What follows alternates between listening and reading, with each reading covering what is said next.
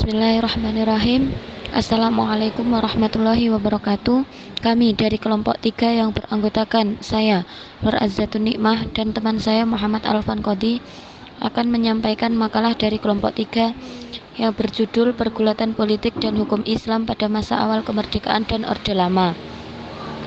Pembahasan pada makalah ini yang pertama yaitu pengertian politik hukum Islam, yang kedua teori politik hukum Islam, yang ketiga kepentingan pemerintahan dalam pemberlakuan hukum Islam, yang terakhir yaitu ciri-ciri penerapan hukum Islam.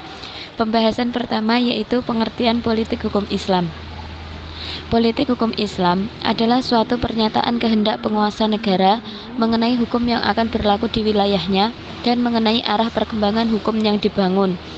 Dapat pula diambil pengertian bahwa politik hukum adalah kebijakan hukum atau legal policy yang akan atau telah dilaksanakan secara nasional oleh pemerintah Indonesia, meliputi aspek-aspek hukum yang diperlakukan dalam pembentukan hukum. Istilah politik hukum Islam dalam bahasa Arab disebut dengan as-siyasah asy-syar'iyyah, merupakan aplikasi maslahah mursalah, yaitu mengatur kesejahteraan manusia dengan hukum yang ketentuannya tidak termuat dalam hukum syara. Dalam perspektif politik hukum Islam, sistem hukum terbagi menjadi dua macam.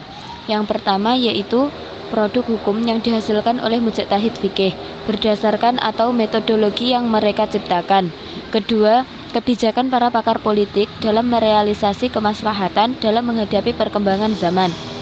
Pembahasan berikutnya yaitu teori politik hukum Islam.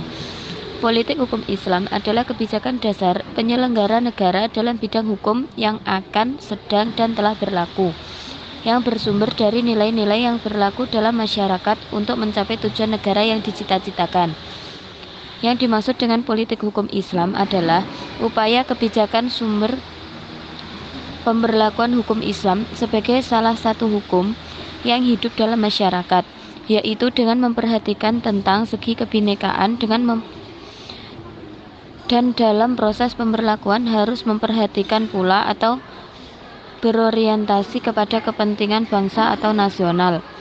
Menurut teori eksistensi, merumuskan keadaan hukum nasional Indonesia masa lalu dan masa mendatang bahwa hukum Islam ada dalam hukum nasional Indonesia, baik dalam hukum tertulis maupun tidak tertulis dalam berbagai lapangan kehidupan hukum dan praktek.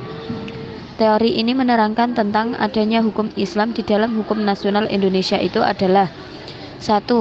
Ada dalam arti sebagai bagian integral hukum nasional Indonesia.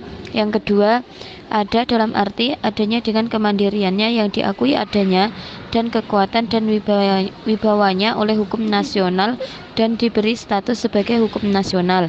Yang ketiga, ada dalam hukum nasional dalam arti norma hukum Islam atau agama berfungsi sebagai penyaring bahan-bahan hukum nasional Indonesia. Materi yang selanjutnya akan disampaikan oleh teman saya Muhammad Alfan Qodi. Selanjutnya, kepentingan pemerintahan dalam pemberlakuan hukum Islam. Dalam pengamatan B.J. Bolan, setelah para tokoh Islam tidak berhasil memperjuangkan Indonesia sebagai negara Islam, bahkan tidak berhasil pula untuk memberlakukan hukum Islam secara keseluruhan yang berlaku bagi umat Islam.